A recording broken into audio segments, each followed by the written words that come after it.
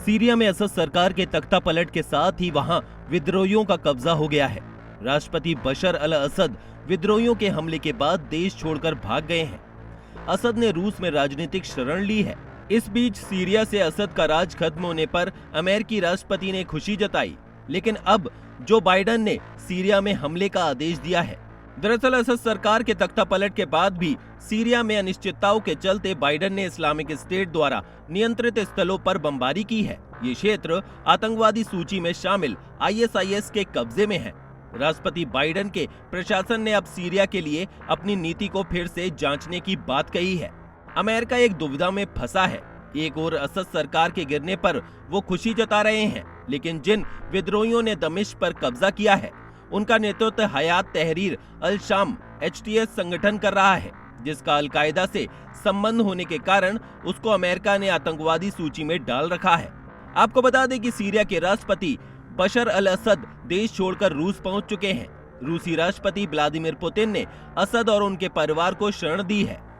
राष्ट्रपति असद पत्नी अस्मा और दोनों संतानों के साथ रात में रूस की राजधानी मॉस्को पहुंच गए हैं। रूस ने कहा है कि सीरिया में सत्ता का शांतिपूर्ण तरीके से हस्तांतरण होना चाहिए। विरोधी लड़ाकों ने शनिवार को राजधानी दमिश्क पर भी कब्जा कर लिया। जानकारी के मुताबिक असद का विमान सीरिया से लताकिया से उड़ान भरकर मॉस्को पहुंच गया।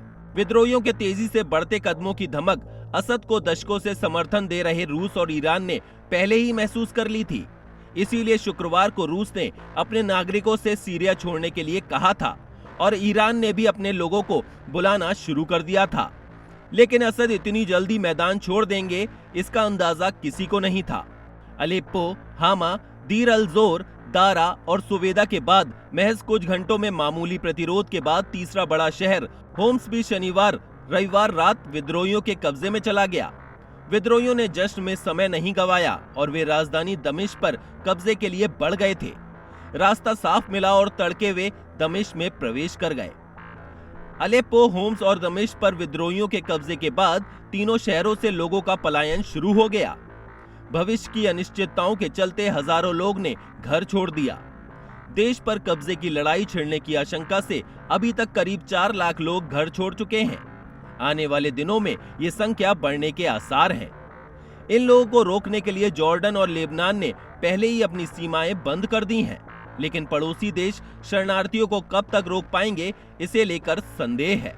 राजधानी दमिश्क में सेना ने भले ही विद्रोहियों के चलते रास्ता छोड़ दिया हो, लेकिन हामा और होम्स के कुछ इलाकों में सेना विद्रोहियों से लड़ रही है। असद की सत्ता खत्म होने की घोषणा के साथ ही सेना ने आतंकी समूहों से लड़ाई जारी होने की बात कही है। देश के अन्य इलाकों में भी सेना ने अभी मोर्चे नहीं छोड़े हैं।